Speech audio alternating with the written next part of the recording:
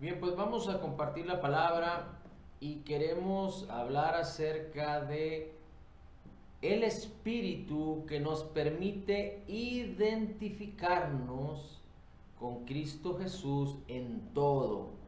Identificarnos con Cristo Jesús en todo. Así es que le voy a pedir, por favor, que me acompañe a buscar en su Biblia Romanos capítulo 6, versículo 1 en adelante. Son porciones de la escritura que hemos estudiado, que hemos predicado, que hemos enseñado una y otra vez, pero es muy importante que podamos, entre tantas cosas en las cuales debemos conocer, entender y creer correctamente, acerca de nuestra identificación cristocéntrica o nuestra identificación con Cristo, lo que declara Romanos 6 es de suma importancia, es un fundamento bíblico, es un fundamento seguro para nuestra alma y para nuestro corazón, para nuestro ser. Dice el versículo 1, que pues diremos, Romanos 6, versículo 1, ¿perseveraremos en el pecado para que abunde la gracia? De ninguna manera, porque los que hemos muerto al pecado, ¿cómo viviremos todavía en él? Así es que el apóstol Pablo no solo se pregunta una vez, sino se pregunta a sí mismo, haciendo referencia al cuestionamiento de los creyentes que estaban cerca de él respecto a que si ahora vivimos por la gracia, entonces debemos permanecer en el pecado para que la gracia abunde. Y el apóstol Pablo es muy certero en su definición: de ninguna manera. Esto es muy importante que lo entendamos, porque que seamos salvos por gracia, que Cristo Jesús haya pagado por todas nuestras deudas desde antes que naciéramos, es decir, pagó por todas nuestras deudas cometidas durante toda nuestra vida o que íbamos a cometer durante toda nuestra vida, y fuimos redimidos de todos nuestros pecados, y la sangre de Jesús limpió nuestras conciencias de obras muertas. Tenía el poder, o tiene el poder para hacerlo, desde antes que nosotros naciéramos en pecado y que pecáramos, que actuáramos de acuerdo a nuestra identidad al nacer. Recuerde, el hombre al nacer nace con una identidad pecadora, con una naturaleza pecadora, destituidos de la gloria de Dios, separados de la gloria de Dios, como lo dice Romanos 3:23. Por cuanto todos pecaron, por cuanto todos nacimos de la simiente de Adán, estamos destituidos de la gloria de Dios. Para entender este versículo, no se refiere Romanos 3:23 a que cometimos acciones de pecado. Normalmente un recién nacido no comete acciones de pecado, hablando humanamente. Pero el hecho es de que no somos pecadores por nuestras acciones, somos pecadores porque nacimos en esa condición caída, en esa condición de pecado. Porque nuestro espíritu, recuerde, el hombre es un ser espiritual, espíritu, alma y cuerpo. Nuestro espíritu estaba separado de Dios, por lo cual estaba destituido de tener comunión con Dios, de tener la gloria de Dios, como fue el diseño original antes de que Adán y su mujer pecaran. Y entonces nacimos con una naturaleza pecaminosa, de acuerdo como lo describe el apóstol Pablo en la Escritura. Éramos hijos de ira, éramos hijos del diablo, lo define la Escritura. Así es que dice aquí el apóstol Pablo que por gracia fuimos perdonados, no por obras, no por nada que hayamos hecho. Inclusive no habíamos nacido, no habíamos cometido acciones pecaminosas, no habíamos nacido identificándonos con el pecado y con la muerte, identificándonos inclusive con la serpiente, con el diablo. Aún no nacíamos, y Cristo Jesús pagó y nos redimió derramando su sangre. Y resucitó para que tuviera efecto garantizada, o como garantía nuestra justificación. De tal manera que la gracia, el entender correctamente la gracia, entendemos que fuimos perdonados totalmente, todos nuestros pecados fueron perdonados, pero eso nos acerca, nos posiciona en una identificación con Cristo, de tal manera que el creyente que ha recibido la abundancia de gracia y el regalo de su justicia necesita entender cómo es ahora su nuevo yo. Hemos sido creados en la justicia y santidad de la verdad con un nuevo espíritu y necesitamos conocer nuestra identificación, porque el creyente nacido de nuevo no fue llamado, no fue diseñado, no fue constituido, no fue hecho nuevo creyente, nueva criatura en Cristo para pecar. Ahora, nuestro espíritu no peca, que es el que fue creado justo, perfecto, porque se hizo uno con el espíritu de Cristo. Pero nuestro cuerpo y nuestra alma viven sin ser redimidos. Por eso la palabra tiene que limpiar nuestras mentes, renovar nuestros corazones, y por eso la palabra tiene que transformarnos, de tal manera que podamos entrar en esa armonía en la que el Espíritu pueda manifestar su gloria y su poder, la razón por la cual es total y completamente perdonado y sanado, que nuestro espíritu pueda manifestar que es perfectamente justificado, altamente favorecido, profundamente amado, grandemente bendecido, más que vencedor, a nuestra alma, a nuestro cuerpo, que entonces pueda haber esa armonía en todo nuestro ser. Así es que vamos a seguir leyendo, pero es muy importante que entendamos que ahora, identificándonos con Cristo por el amor que Cristo ha derramado en nosotros, y porque ahora nosotros, por cuanto Dios es amor y Él nos amó primero, nosotros podemos amarle a Él y amamos a nuestros hermanos. Por eso el creyente que entiende y cree correctamente lo que Cristo hizo por nosotros, y que fuimos liberados de la maldición de la ley, de la culpa de la ley, fuimos liberados de la exigencia de la ley, entonces no estamos, digamos que, exigidos para pecar. Todo aquel hombre que es exigido por un mandamiento peca. Pero dice la Escritura que el que está en Cristo ha sido liberado del poder del pecado y de la muerte por el Espíritu de Dios, por la nueva creación, por la abundancia de gracia y de justicia que hay en nosotros. Dice ahora el versículo 2, de ninguna manera, porque los que hemos muerto al pecado, y aquí particularmente se refiere a la naturaleza pecaminosa. Los que hemos muerto a la naturaleza pecaminosa, ¿cómo viviremos todavía en la naturaleza pecaminosa? Nosotros teníamos una naturaleza pecaminosa y esta murió. ¿Cómo es que si algo muere, nosotros podemos vivir en algo que ya ha muerto? Es imposible. Un hombre muerto no puede vivir más. Un hombre muerto, un cuerpo muerto, puedes enseñarle miles de dólares, puedes enseñarle si era una persona avara y no podrá tomar el dinero. Si era un alcohólico pero ya está muerto, puedes mostrarle todas las botellas de vino y no podrá tomarlas. Si era un ladrón, puedes tomarle todas las joyas y no podrá robarlas.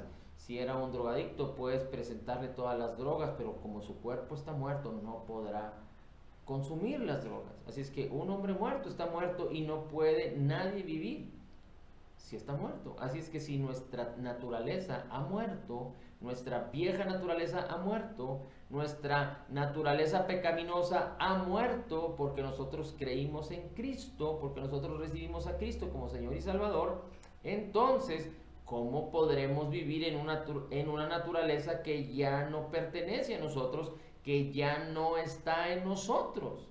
Esto es interesante, importante, fundamental para la vida del creyente. Cuando la Biblia dice en Romanos 8 que la ley del Espíritu de vida en Cristo nos ha librado del poder del pecado y de la muerte, es porque ya no hay una naturaleza pecaminosa que habite en nuestro ser. Esa naturaleza murió, desapareció, fue aniquilada para no revivir más. Entonces, ¿cuál es el objetivo del enemigo de nuestras almas? Es engañarnos, es hacernos religiosos, es hacernos creer incorrectamente para que abramos las puertas al pecado. Pero el pecado no tiene ningún señorío ni poder. ¿Por qué? Porque no hay nada que lo incite en nuestro interior, solo el exterior. Pero el exterior no nos puede obligar. Nadie puede ser obligado por el pecado cuando en su interior no hay una naturaleza pecaminosa. Así es que todos aquellos creyentes que han nacido de nuevo, que tienen una nueva naturaleza en Cristo, y si cometen alguna debilidad, algún error, alguna equivocación, no es porque la fuerza de la naturaleza pecaminosa genere esa pasión para seguir el pecado, no es porque el creyente o entiende incorrectamente, pero a fin de cuentas, por engaño, por entender incorrectamente, por ser religioso o por actuar en su propia voluntad, no en la voluntad de Dios, entonces decide caminar en el error, caminar en la equivocación, caminar en el pecado. Versículo 3. Ignoran que todos los que fuimos bautizados en Cristo Jesús, fuimos bautizados en su muerte. Y cuando habla del bautismo de Jesús, no habla de cuando Jesús fue bautizado y que descendió el Espíritu Santo, aunque estas escrituras se pueden utilizar para el bautismo físico en agua. Pero aquí la palabra bautizar está hablando de sumergirse. Así es que dice el apóstol Pablo, ¿qué acaso no saben o ignoran que fuimos sumergidos en Cristo? ¿Cómo? Dice, cuando Cristo fue sumergido en la muerte, nosotros fuimos sumergidos juntamente con Él. Nuestro cuerpo, no. Nuestra alma, no. Nuestra fe, no. ¿Qué fue lo que fue? ¿Qué parte de nosotros fue sumergido en la muerte de Cristo? Nuestra vieja naturaleza. Nuestra naturaleza pecaminosa. Eso fue lo que fue sumergido juntamente con Cristo en su muerte. Recuerden, Cristo murió en el Calvario, Cristo murió en la cruz, ahí entregó su vida, ahí nuestra vieja naturaleza murió juntamente con Cristo. Dice ahora, pues el versículo 4, por el bautismo fuimos sepultados juntamente con Él, es decir, fuimos juntamente con Él, debemos identificarnos en su muerte, en su sepultura, fuimos sepultados juntamente con Él en la muerte, para que así como Cristo fue resucitado entre los muertos por la gloria del Padre, así también nosotros andemos en novedad de vida. Así es que cuando Cristo resucitó sin relación con el pecado, con un cuerpo glorificado, tú y yo necesitamos identificarnos con Cristo, que nuestra vieja naturaleza murió y nos fue dada una nueva naturaleza. Cuando Cristo resucitó y que nosotros creímos en Él, la acción de la resurrección de Jesucristo nos justifica, es decir, que nosotros pongamos o vengamos a activar o a caminar en la fe de Jesús, a recibir a Jesús y a identificarnos con Cristo en su muerte, sepultura y resurrección. Entonces la resurrección tiene que ver con que nosotros nacimos de nuevo. Cristo resucita con un cuerpo glorificado, nosotros venimos a novedad de vida con un espíritu nuevo, creado en la justicia y santidad de la verdad. Nuestros cuerpos no han resucitado, pero fuimos recreados. Nos fue dado un nuevo espíritu, un espíritu creado en la justicia y santidad de la verdad, como lo dice Efesios 4:24. De tal manera que en ese momento que nos es dado un nuevo espíritu, el espíritu de Cristo se hace uno con nosotros. Nuestro nuevo espíritu y el espíritu de Cristo son uno. No hay dos espíritus, es un solo espíritu en nuestro interior. Esa es la gran diferencia entre el creyente nacido de nuevo y aquella persona que profese ser cristiano, ser de cualquier otra religión, pero que no sea nacido de Dios, que no sea nacido del Espíritu, que no haya nacido de nuevo. Hay dos tipos de personas. Las personas que tienen un espíritu destituido de Dios, que están separados de la gloria de Dios, y si siguen así hasta el fin de sus días, ellos tendrán un fin de muerte, un fin eterno de muerte. Pero los creyentes nacidos de nuevo, y eso es para todo aquel que cree en Jesús, es muy importante que entendamos que Dios es poderoso, Dios es omnisciente, omnipotente, omnipresente. Dios es bueno en todo tiempo, pero Dios diseñó, o Dios se rige con su palabra, y Él no puede infringir su palabra, porque su palabra sostiene todas las cosas. Si Él infringiera su palabra, entonces su palabra, esto causaría la infracción de la soberanía de Dios, de la omnipotencia de Dios, infraccionando o incumpliendo su palabra, causaría un caos, una destrucción total. Esto es imposible que Dios haga. Dios no puede mentir. Dios no puede retractarse de lo que ya dijo. Y Dios dijo. Y si Dios dijo, así tiene que ser. Y si Dios es un Dios bueno, como Dios bueno preparó un diseño. ¿Por qué? Porque si algo extraordinario hizo Dios a favor del hombre, es que le dio libre albedrío, una voluntad propia. Dios no hizo al hombre un robot. Dios no hizo al hombre un animal para manejarse por instinto. Dios hizo al hombre un ser semejante a Dios. Fue creado en la semejanza de Dios, de tal manera que le fue dada una voluntad propia, para que el hombre tuviera la capacidad de decidir sin el control, sin la obligación.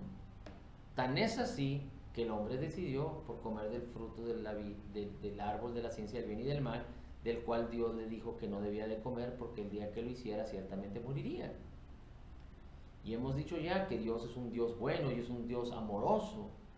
Tanto nos ama que aún a todos los que lo rechazan, lo seguirá amando hasta antes de la pérdida de sus vidas, hasta la antesala del infierno. Pero Dios no podrá hacer nada en contra de aquellos que no reciban el remedio, que no reciban el plan salvador, que no reciban al Salvador, que no crean en el plan redentor. No se requiere trabajar, no se requiere ganar, no se requiere comprar, no se requiere obrar, no se requiere conquistar, no se requiere hacer absolutamente nada, sino simplemente poner nuestra confianza en la obra redentora de Cristo. Solo se requiere creer en Jesús y en su obra terminada, completa y perfecta. Cuando nosotros estamos dispuestos y el Espíritu Santo y la palabra hacen lo propio, porque la palabra se siembra en el corazón y como una semilla incorruptible produce fruto, entonces Dios nos hace nacer de nuevo, sin esfuerzo, sin exigencia, solo por la fe, solo por creer, por recibir. Así es que todos aquellos que dicen que Dios es tan bueno, que si Dios es tan bueno y poderoso, entonces va a causar que todos los hombres sean salvos. No,